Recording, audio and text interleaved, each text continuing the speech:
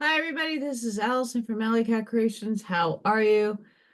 Please like, share, and subscribe to my channel if you have yet to do so. And if you get anything from my work, a connected dot, an epiphany, a mind explosion, a new book to read, new author to explore, please consider supporting my work. All the links are down in the description. All will help me be fed and bills paid and service to humanity. What can I say? I do oracle card readings, by the way. I make skulls and lots of artwork. I have a whole box filled with fun. You can find all those fun things on alisonkatz211.com. That's where my art portfolio is. If you're interested in anything customized, there is no pricing on there because I do everything privately.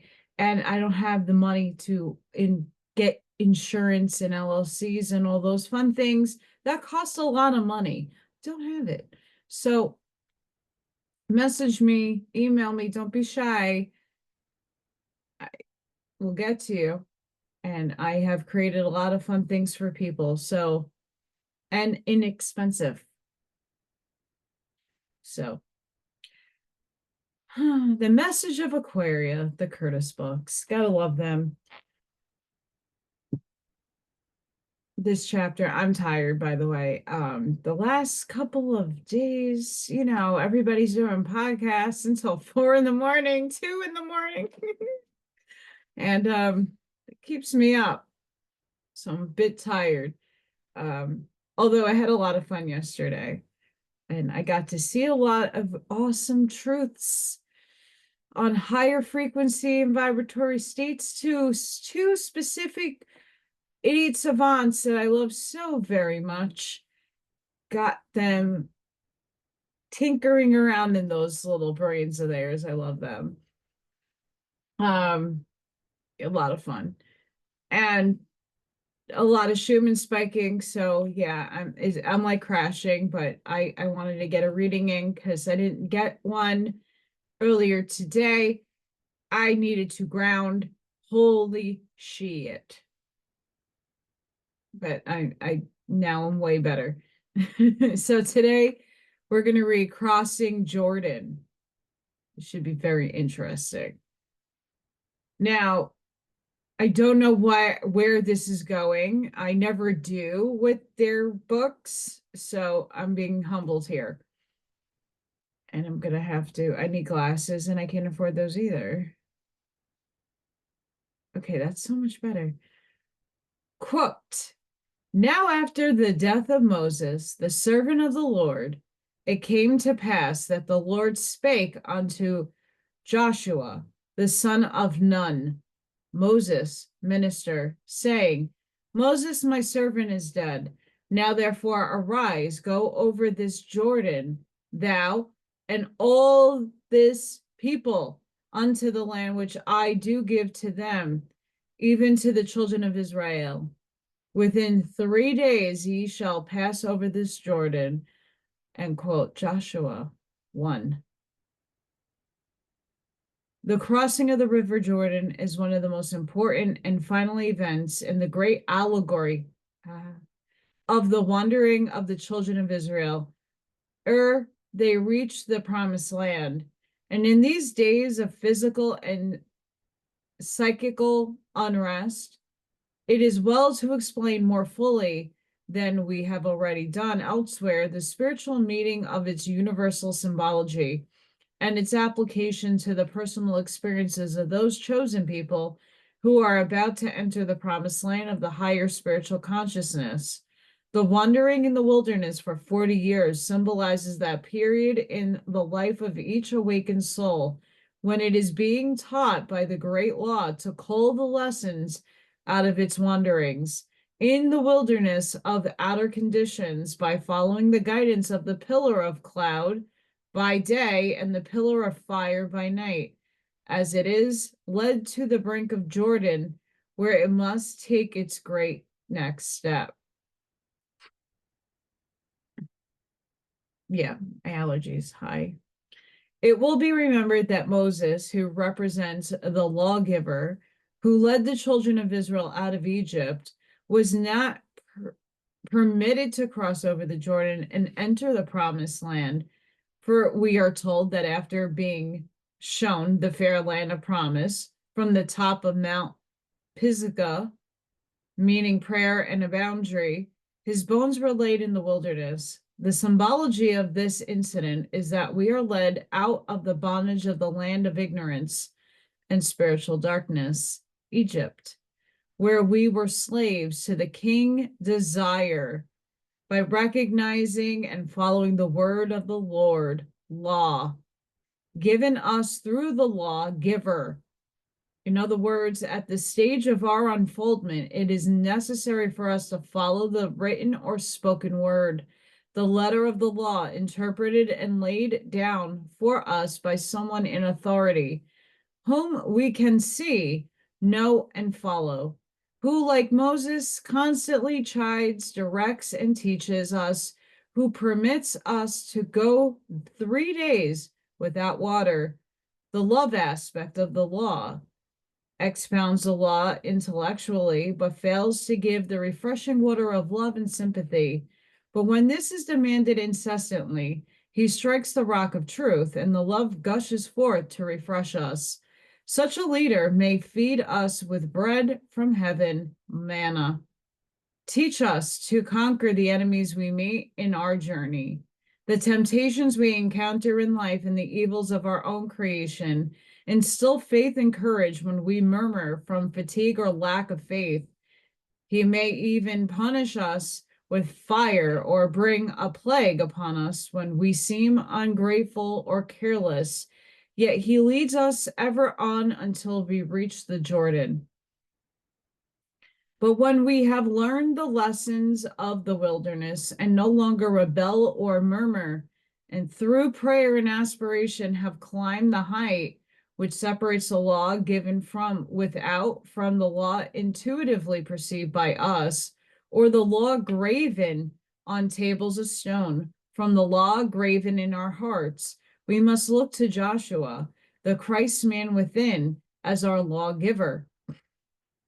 Another interpretation is that even though we go through life thoughtlessly, we are nevertheless guided broadly or in a general way by the great divine law, a law of life leading us step by step in development through our wanderings in the wilderness, bringing us manna from heaven when we are hunger, and when we thirst, striking the rock of hard conditions until the water of life, divine love, flows forth to us.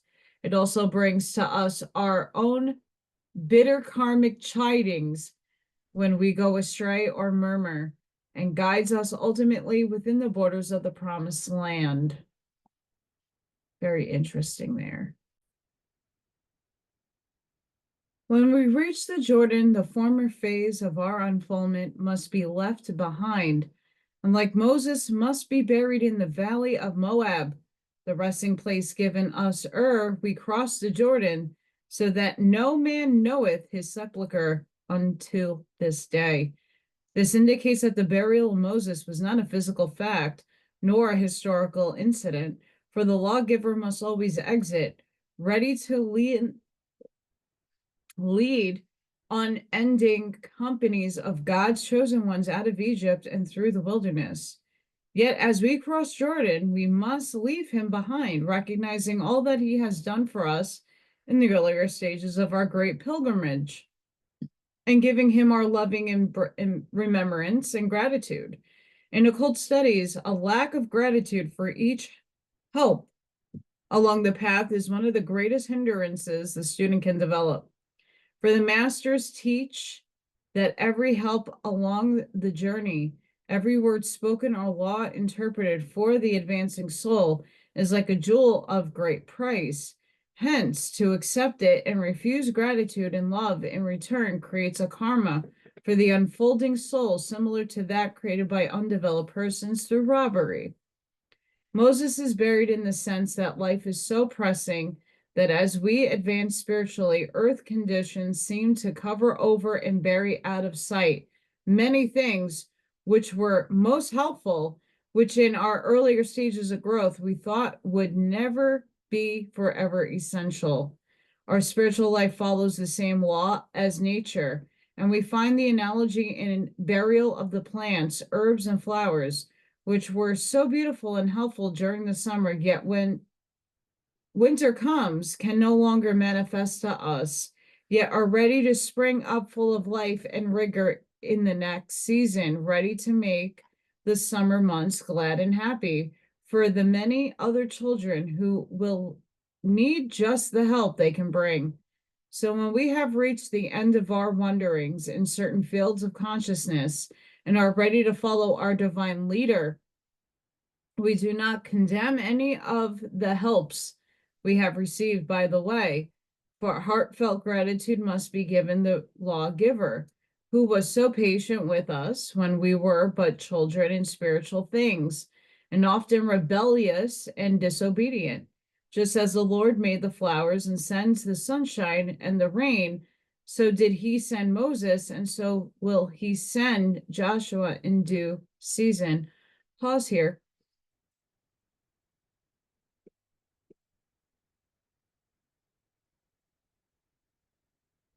This is what this conveys a lot of what I feel like. Um, there are many of us who are helping humanity right now, and there's just a lot of people who won't cross that river.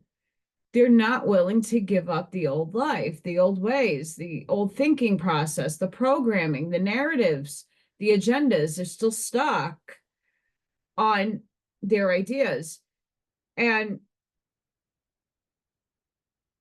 for people like me, I'm really patient, but there's certain points where like I need to move on for my own self to elevate. Um, that's why it's a chain succession and why many of us are going through the thick of shit first. So we know how to handle it, deal with it, transmute it, alchemize it, and then impart that wisdom on other people so that they can now step into the role I just once had, so I can move further up the ladder. It's a ladder. It's beautiful. But the gratitude is something that is not necessarily always seen or felt. I could tell you during the last couple of weeks when I'm doing the dark night of the soul, and I feel very much invisible. I don't feel, and it's there and it's not, but as I'm healing all of this, as you raise your frequency, things are going to drop away from you. That's the hardest aspect, is there's a lot of things no longer serving me, but the next portion of my mission hasn't arrived yet. So I'm in this in-between funky stage. And for all the people that do follow me and do give me gratitude, I'm very thankful and I am blessed by the help that people do give me. But it's not in a mass, it's not there in a bigger scene, in a bigger form. I don't like to hide behind paywalls. You know, a lot of people are asking me to make a Patreon so I could read like 1984 and Behold a Pale Horse. And I mean, I have some other books too that are too controversial to even put up or give my take on certain books. And I mean, I could, and I could charge for that, but I think knowledge should be free and be made public, because we're at a time that, let's just face it, there's still a lot of unfoldment going on. There's still a lot of people wandering around. There's still a lot of people unwilling to do the work. I did a TikTok today about doing the work and finding time for it. When you wake up in the morning, you can write with lipstick on a mirror, you are worthy. Today, you're going to conquer today. You are amazing. Whatever you would like to put on your mirror, it's spiritual work because you're feeding your subconscious something positive. I have affirmation cards all over my refrigerator. I have a lot of good things around my house that I leave there for a purpose because sometimes I just need to read something to inspire me. And here it is on my refrigerator when I'm opening the door to get a drink. It's finding a tree and putting my hand on it. It's looking at nature and looking at the birds. These are very free and simple things that anybody could do. And it doesn't require an hour for you to sit and just doesn't. Find the beauty in life. We are told that Moses was 120 years old when he died. His eyes were not dim, nor his natural force abated. The figures 120 show plainly that ere we bury our lawgiver, he must have taught us the wisdom of a complete expression of the divine law, is symbolized by a complete multiple of 12. 10 times 12 equals 120. When the followers of the law have reached the point in their development where they can be taught directly through intuition from within, and inspiration, inbreathing of the spirit, they have reached this symbolic Jordan.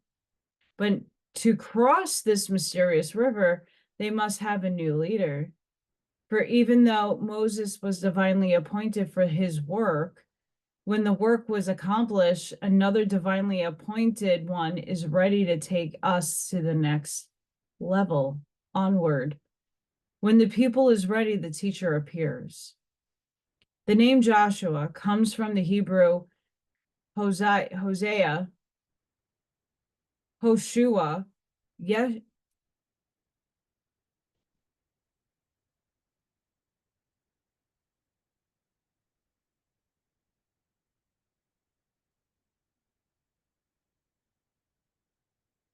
I'm sorry, I'm looking at the name and it's Joshua, J, but there was no J at that F in time. It didn't exist. Yeshua, Y existed in that time frame, not J. J was invented later on. Later, Jeshua, from which root the name Jesus is also derived, Zeus. Joshua, meaning salvation with us, or Jehovah saves, while Jesus means God with us.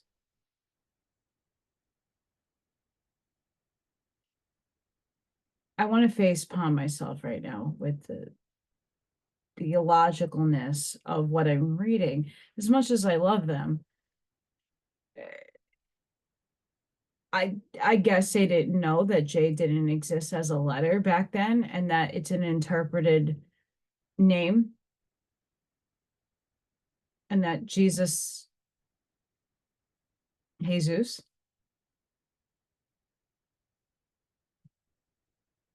I'm not here to rip apart Yeshua at all. When he flows through me, he likes Yeshua. Just saying. Connected there. The word Nun means a fish and symbolizes the mysteries. A son of Nun, meaning one initiated into the mysteries of the kingdom of God, hence Joshua, the son of Nun. N-U-N.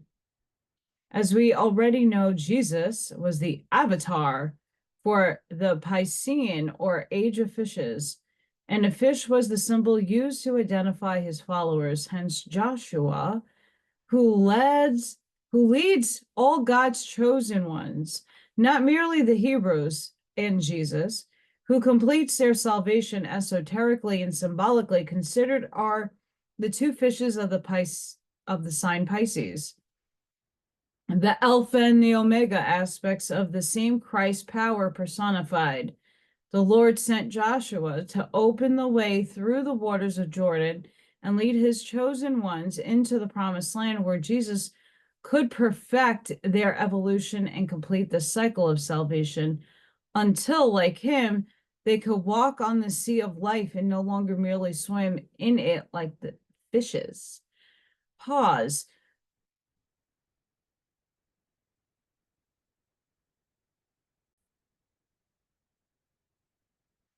The River Jordan, while sometimes used to symbolize the river of death, like all true symbols, has many meanings. But in connection with the narrative we are considering, it refers to the beginning of a definite period in the spiritual life of the aspirant. When the soul has awakened and has earnestly determined to find the way to the promised land, each soul finds some avenue of truth which leads it out of Egypt. The avenue of truth, if it be a true lawgiver, is to the soul its Moses. Yet we find it hard always to follow and accept the law as laid down for us by our chosen leader. We cavil and rebel and lose our way in the vast stretches of the intellectual wilderness and have to retrace many steps. We are sometimes turned aside from following the one God to worship false gods. We even set up for ourselves a golden calf, and after giving up our most precious jewels of thought to be melted and molded into this false god, we bow down and worship it. For every false god is made up of man's most precious jewels and valuable possessions, his jewels of thought, aspiration, and desire, which are melted up and used to form a god, which will express that which he conceives to be God. It has therefore been said that the idea of God expressed by each person can be only as great as the individual's consciousness can grasp and as high as his imagination can soar. Yet there must be times when we are left to stand alone, when our lawgiver must ascend to Mount Sinai and be bidden from our sight amidst the lightnings and thick clouds, while he receives the law upon the 2 tablets of stone and brings them down to us. This is a period of testing. We're in it now, as to whether we will continue to follow the law or be led astray by false gods of our own fashioning. Pause. We're here right now. We're all being tested. It's a dark night of humanity's soul.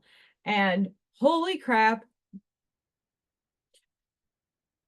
we need a curve bell, perhaps, graph. Why I say that is, even in the spiritual community, political community, we're still putting people on pedestals. We're still talking and advancing other people to heights that are fanciful. Because someone dictated something in a book doesn't mean it is so.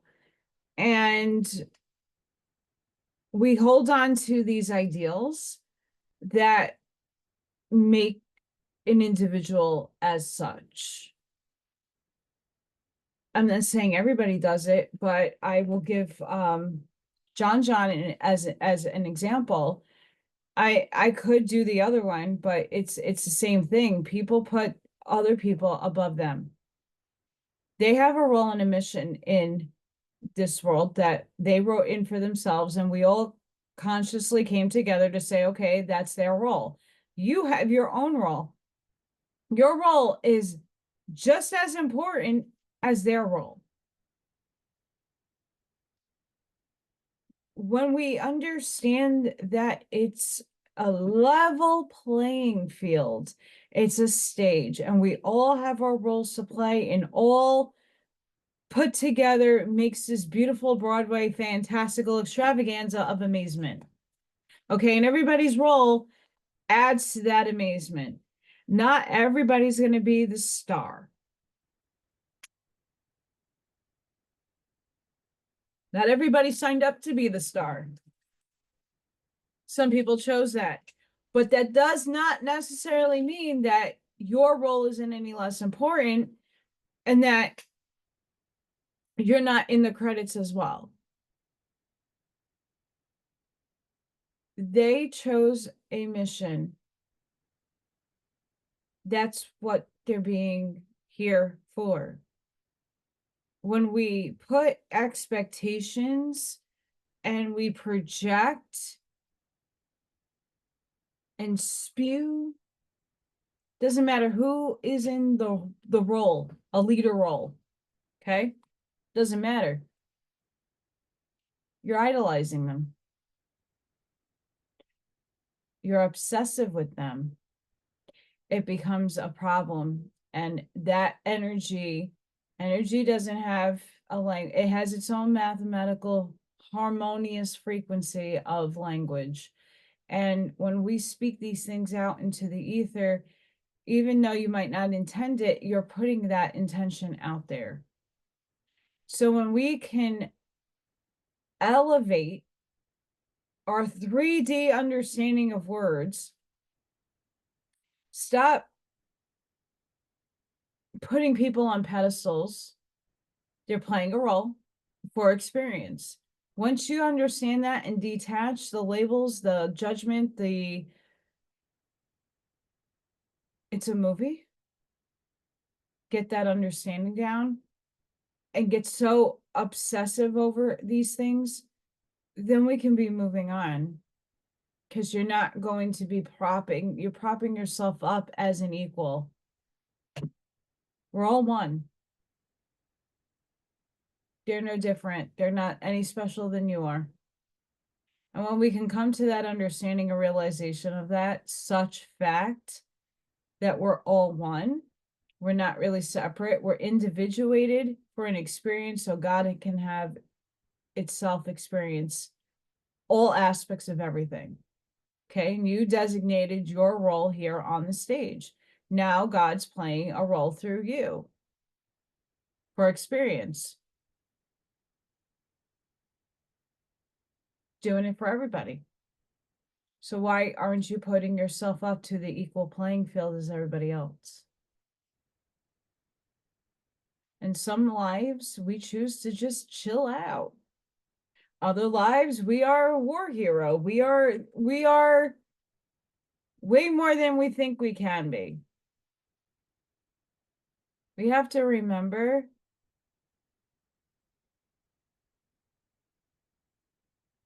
we have to flow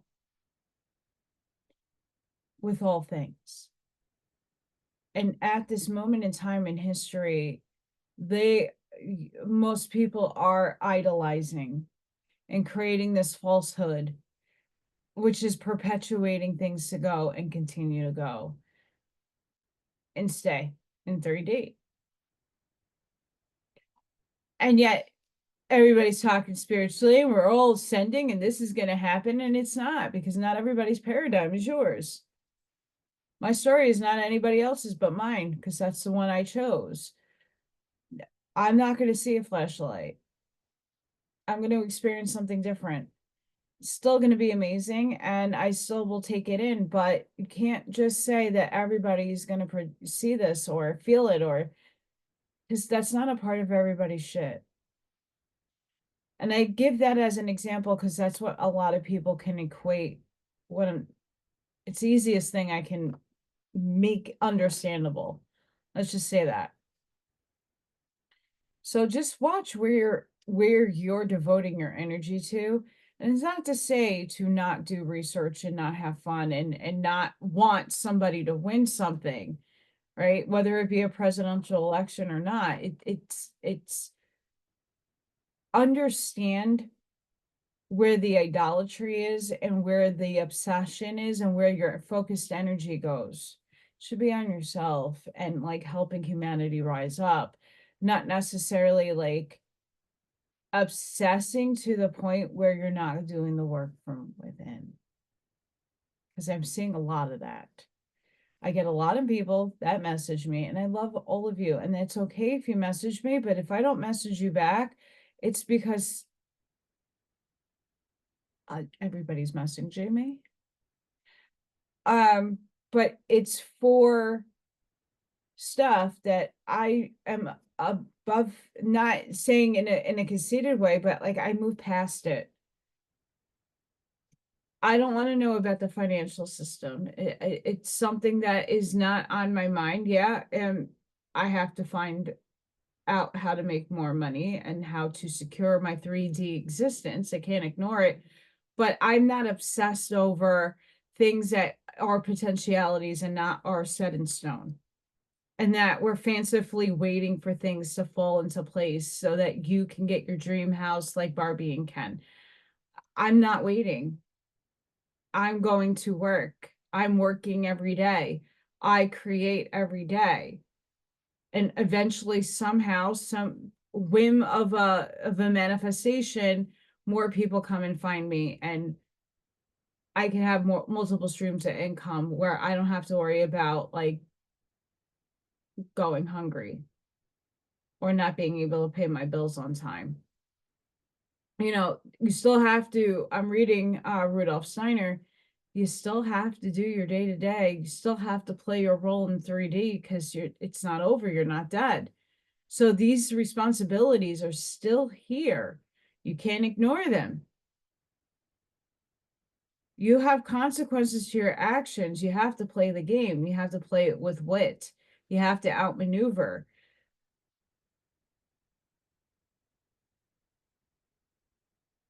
It's no different from that time period either.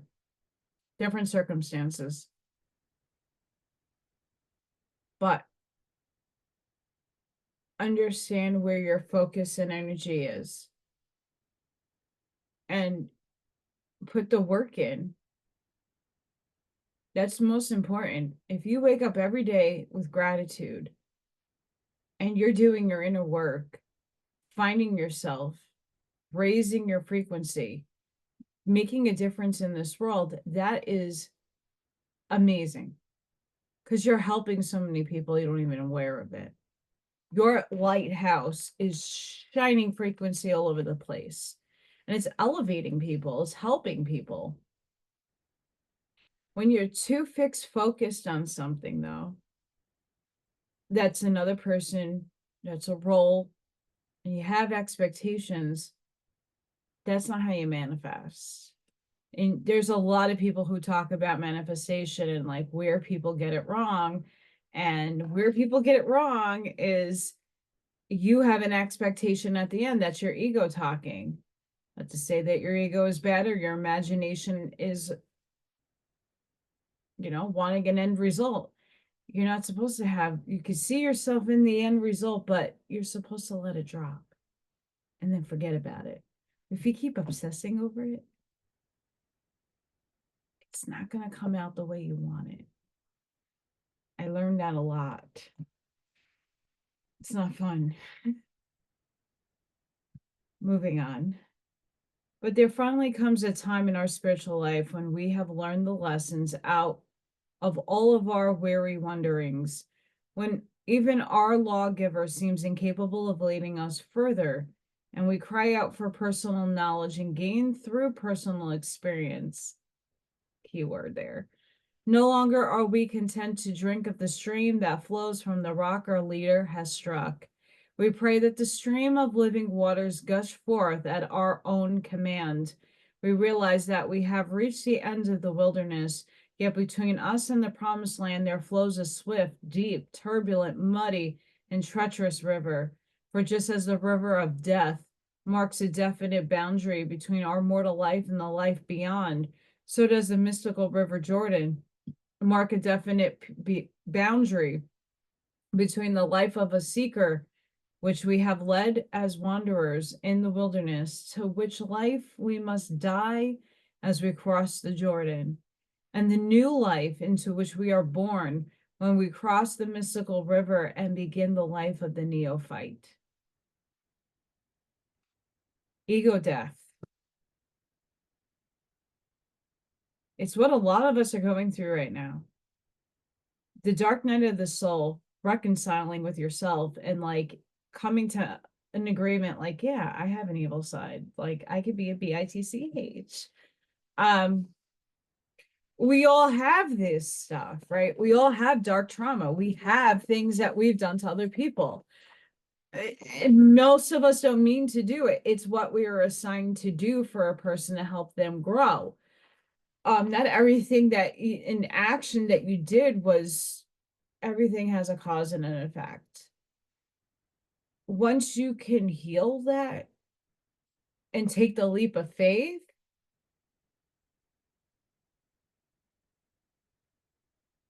and humanity as a whole right now is going through the dark night.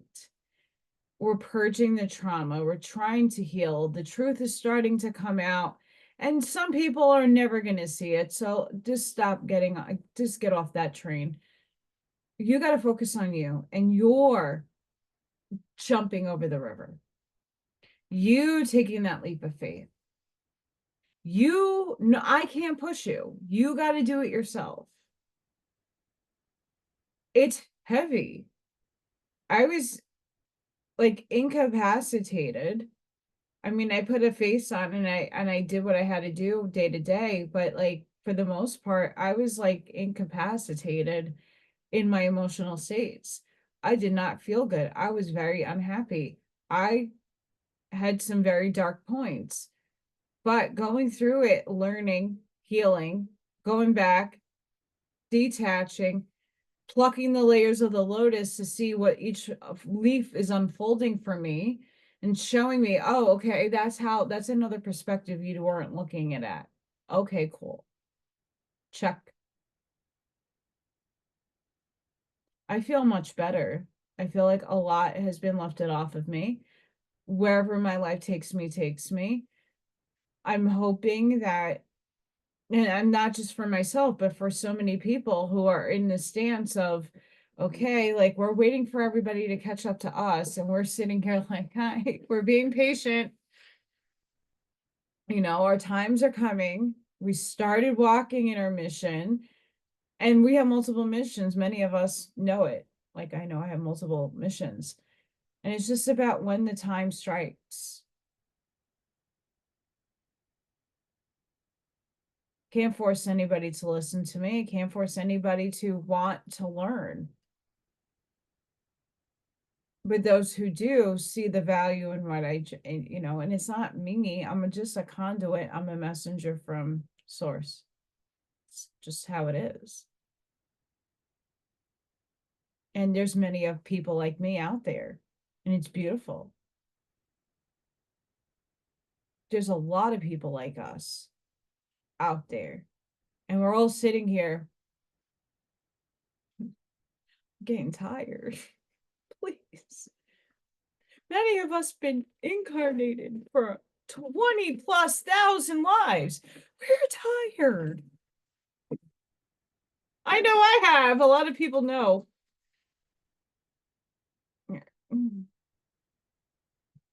And I volunteered because I love humanity. I love people. I love my other selves. It's just having everybody realize that.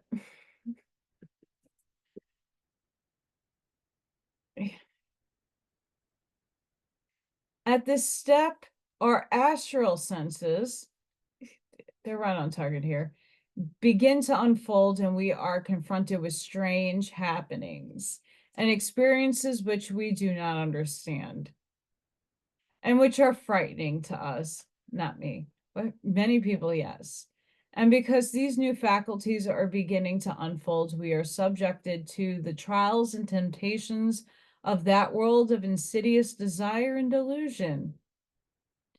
That swift eddies of the astral forces toss us this way and that, often undermining our footing and carrying us beyond our depth, just as would happen were we to attempt to wade the physical river Jordan at the season of its flood. As we have said before, one aspect of this mystic river is the great stream of astral force, which surrounds mankind as the amniotic waters surround the unborn fetus, and through which we must pass ere we can reach our spiritual birth. There are many psychic practices which enable the seeker to launch out upon this river, but if we are to cross, not by battling with its treacherous currents, but dry shod, we require a divinely appointed leader. Joshua, to roll back its waters and allow us to pass in safety. We have crossed over this river many times, but never through its waters. For the cross it during sleep and at the death of the physical body, but always unconsciously, although we may bring back a confused memory of its whirling and bewildering forces.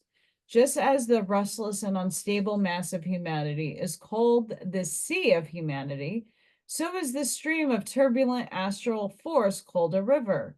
But because it's in its waters, the pure river of life flowing to humanity from the higher worlds is mingled with the mud and slime and debris from all the lower worlds. It is fittingly symbolized by the River Jordan in canon, for its physical features correspond most marvelously with those of this river of astral force. And they're so true. We are already in fourth dimensional space. We are in and are now, half of us are experiencing astral forces. Like, I came home at like 2 a.m. last night to my LED lights that I have in my living room on blue. I have a spirit that just loves blue, and that's how they say I'm here. Hi, Allison. Go pay my electric bill, please. They put my fan on too, which I thought it was hot in my house. Like, there's no way I had any of those on. And where I keep the remotes for things are very tucked away, and I don't have any animals in my house to even press buttons. So how did they come on?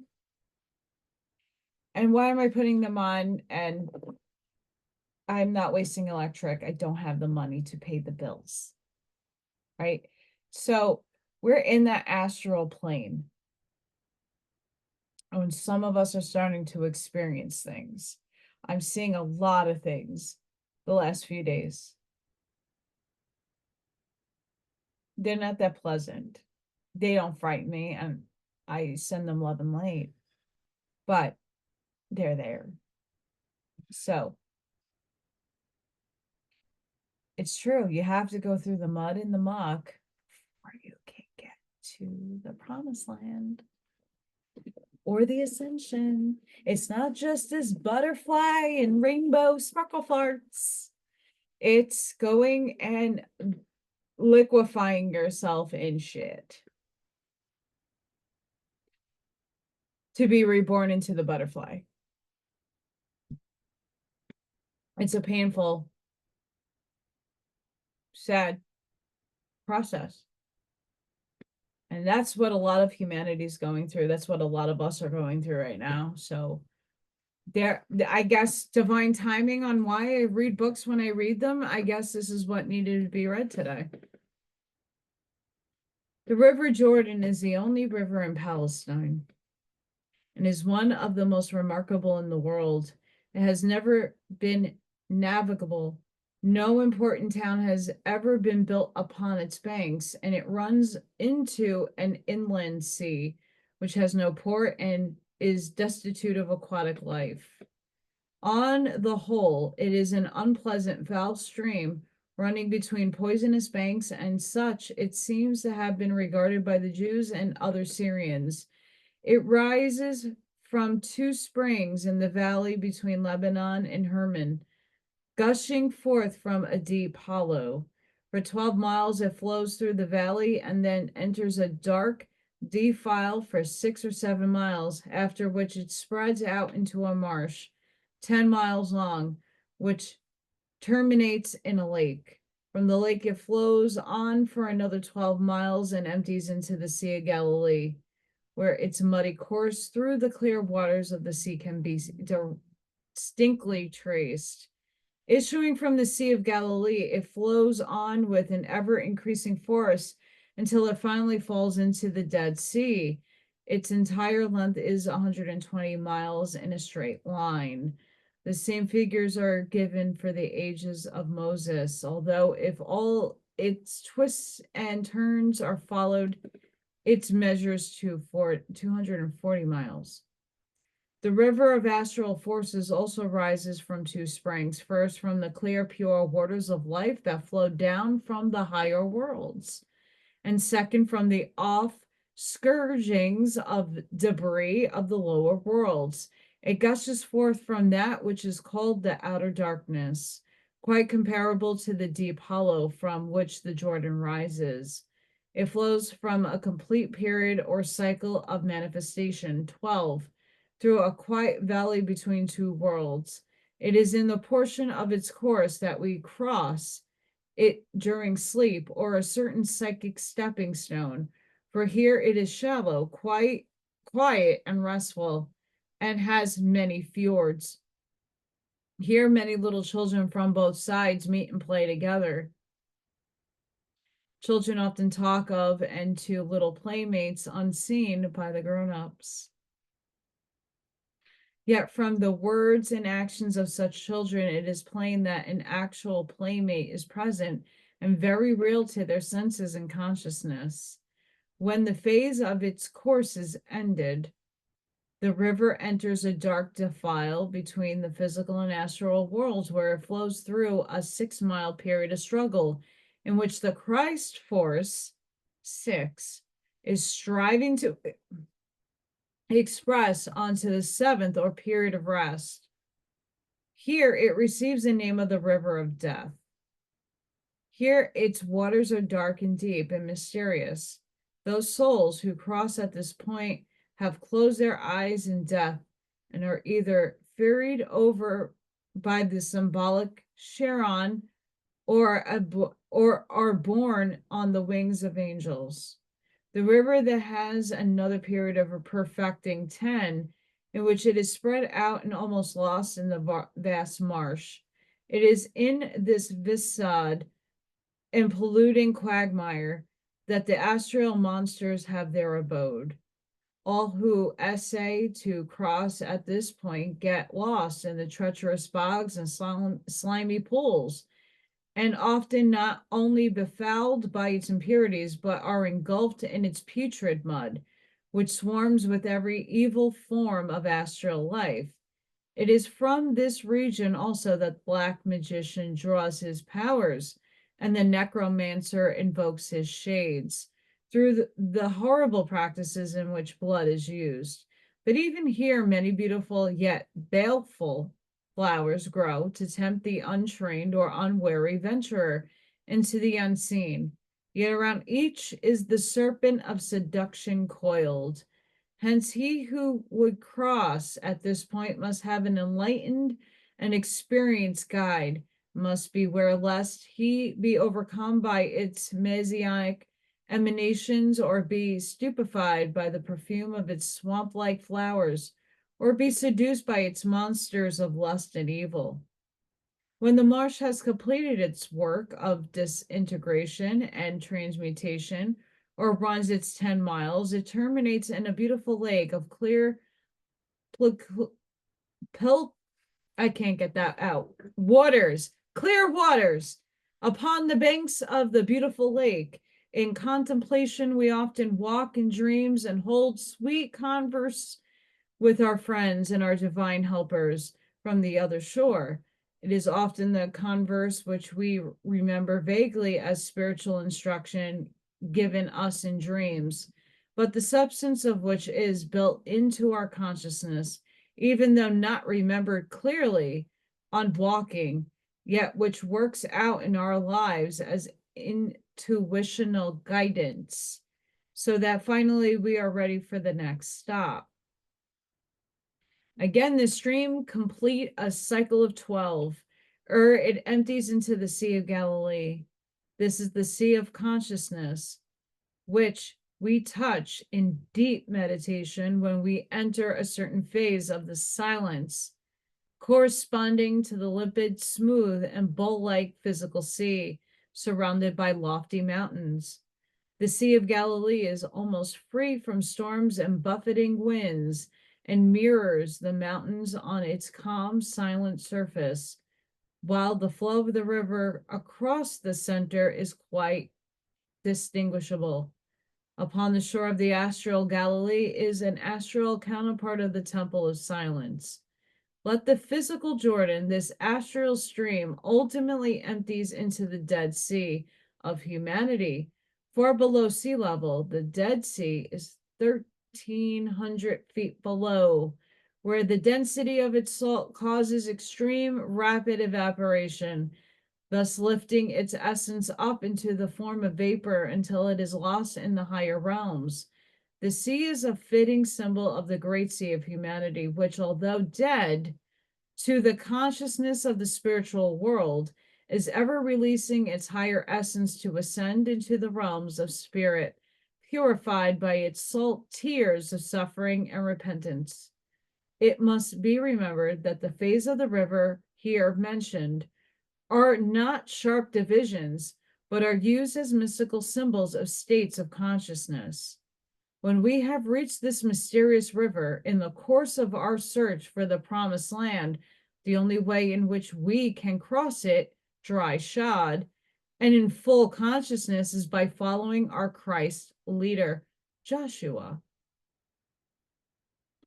Yet walking alone and through our own personal efforts, there is now no Charon to ferry us and no angel band to waft us across in unconsciousness. We die to the old conditions and have a consciousness realization of the continuity of life. Here on the margin of this river, we bury our Moses, reverently giving him the full love and gratitude for the help he has given us on our journey. We remain on the bank of this river for a period of 3 days, as did the children of Israel, a period of preparation which may last for a long time, as reckoned by months and years, a period which corresponds to the 3 days in the tomb. 3 days darkness, 3 days darkness. Sorry, I had to do that. We could not recognize a manifestation of the Christ man in Moses, the lawgiver, and we must wait until we do recognize him in Joshua, the servant of Moses, in whom Moses may be said to have arisen. We forget that Christ has proclaimed that whosoever will be chief among you, let him be your servant. Joshua was surely the servant of Moses, working humbly for him and through him performing miracles. Yet, like the servant in the house, we heed him not, nor are we at once ready to let him take the lead in our lives, not until Moses is dead and buried for some time. Joshua was in the camp all the time, living in the very midst, yet the children of Israel never listened to nor took any special notice of him. Although he was the only one who accompanied Moses up to Mount Sinai, when the Lord gave him the 2 tables of the law.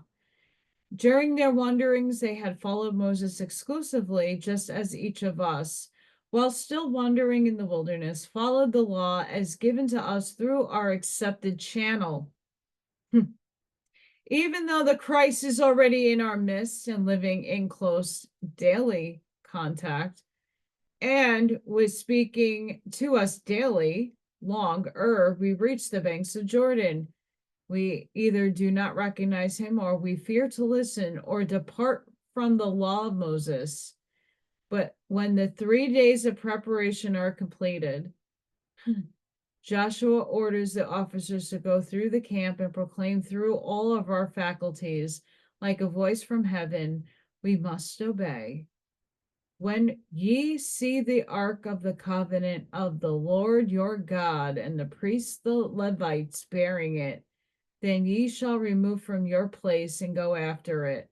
And when we hear the divine voice, thus unmistakably summoning us, we must obey.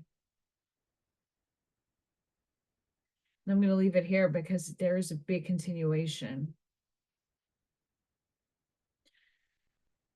Yeah. 3 days of darkness.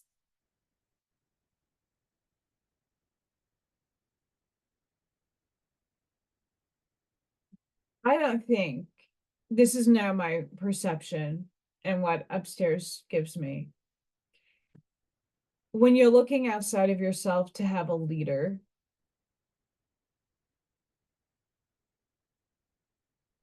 are you not God, the Christ consciousness coming forth and being birthed? It's an office and we all hold it. It's when are we going to actually go into the door and open the office door to enter the room to sit at the desk of our office? It's not one person, it's all of us unified as one. When we can unify as one, that is like, ah. And when we have this 3 day of darkness, who are you giving your, and it's darkness in an allegory. It's not, oh my God, the world is ending. And maybe it will for some people. I don't know your paradigm. I don't know what you wrote for yourself, but for me, it's when we all unify and when there will be an event or a moment that, yeah, and I'm getting confirmation that when people finally understand, like, Yeshua isn't coming back. Yeshua's coming back in essence through all of us. And when we unite as one, ah, we can cross into the next dimensional space. That's really what it truly means. I mean, go listen to either my Pistis Sophia or read it for yourself. It's levels. The matrix is leveled, everything is overlaid.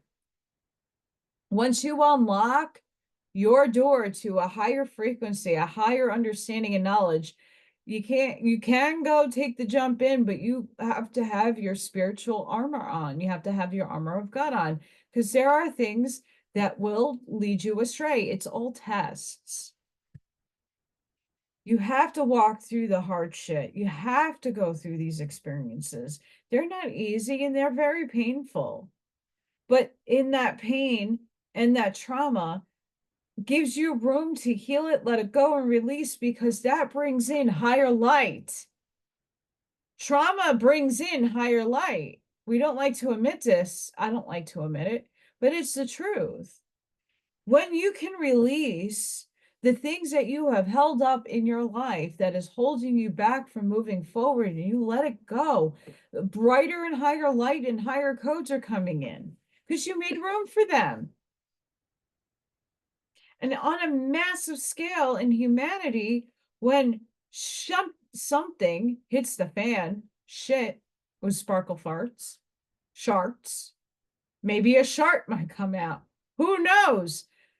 But something that might happen where it's like, oh, we all have to come to God or come to the all knowing, the all source. We all have to come together. I know very closely what this feeling it feels like. And a lot of people do, actually. If you've ever been in a traumatic event, like I saw 9/11, and I was in the city, I saw it, I was there, and everybody came together that day. You totally did not care about somebody's skin color, language, country of origin. You didn't care if someone needed help. You were directing people if you're a good person. I know that day I did what I could, and so many people lost their lives that day. And so many people rushed down there to help, and so many people were guiding other people in different, there's a million stories, but just like any natural disaster, that is where your heart gets torn out and you just leave it all and you start doing and picking up for your brothers and your sisters. If you've ever been in a traumatic event where there's decimation and there is so much pain and suffering, you go into action mode. You're not caring about that you're, this one's a racist and this one's a man or a female. I don't know what they are.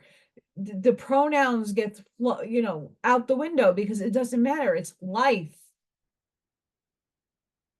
When we can get out of the stigma of all these labels and judgments and shaming, blaming, and look, it's all a test. It's you don't need to agree with it. You don't. I don't agree with a lot of the crap that's being steered nowadays, but I don't condone it necessarily, because if that's an experience someone needs, why am I judging that? Do it in the privacy of your own home. Do what makes you happy. I'm not here to impede that. I'm not here to judge it either. Unfortunately, there's moral standards that a lot of people don't stand by, and that's where a lot of weird things are going awry. But we're going to have one of those moments where we're all going to need to kind of come together and become unity. And that's the dark night of humanity. And that's going to be that 3 days is that ending point of that dark night of the soul, where you learned your lesson and you're finally ready to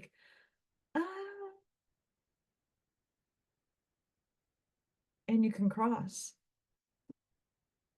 I don't believe any one person is going to be the one and only that leads us. There's many of us out there who are direct channels from a higher source, Yeshua, and other entities who have that Christ office. It's an office. Yeshua was a Christ, and so was Buddha and Muhammad, and a lot of the people that are in those scriptures were Christed. It's a consciousness, the law of one.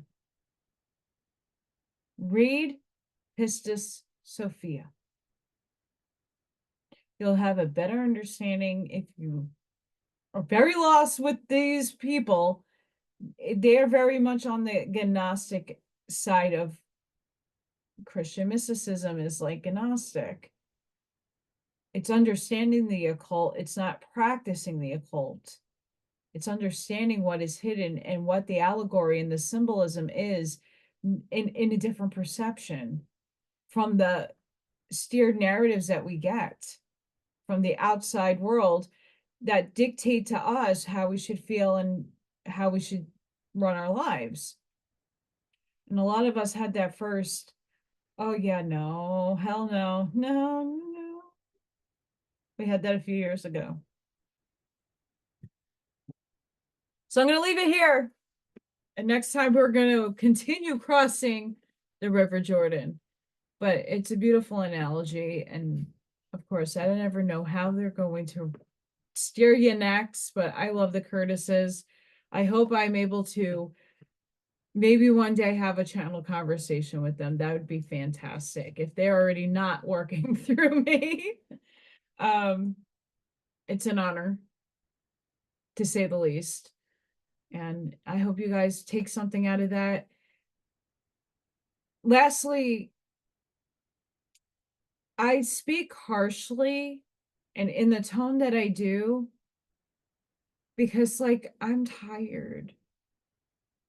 And I feel like, just like Jesus, a lot of people, there's a small section of people that listened, and a lot of people ignored his doctrine, his work, his words.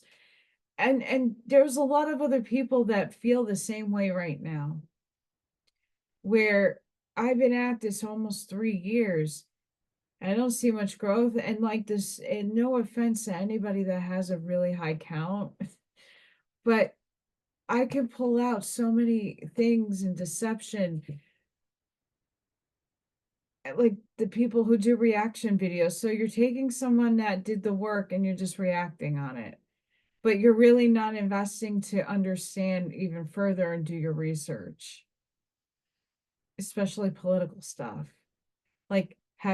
How many people actually read the Constitution and understands what it means, because it's not easy. Law language is not easy to understand. The Articles of Confederation. And then you make this opinion when not understanding like the full context of what our actual written documents state.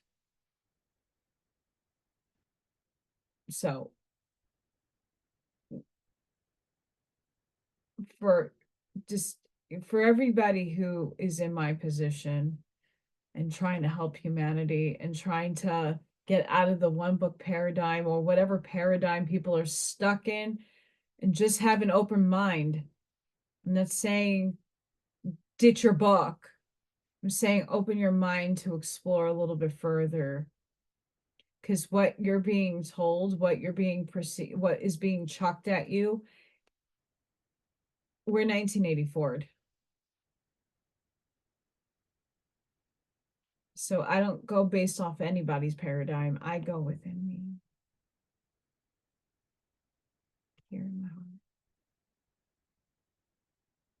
Sending each and every one of you love, light, compassion, grace, shielding, and protective energy. Please go within. Be the physical shoulder for somebody to lean on. Be the lighthouse. Seed your truths. I did that yesterday. Very excited. Gets people's minds. You know, when I tell people, think about where your thoughts actually come from, that's a mind blower. Think about it for yourself. Where do your thoughts come from?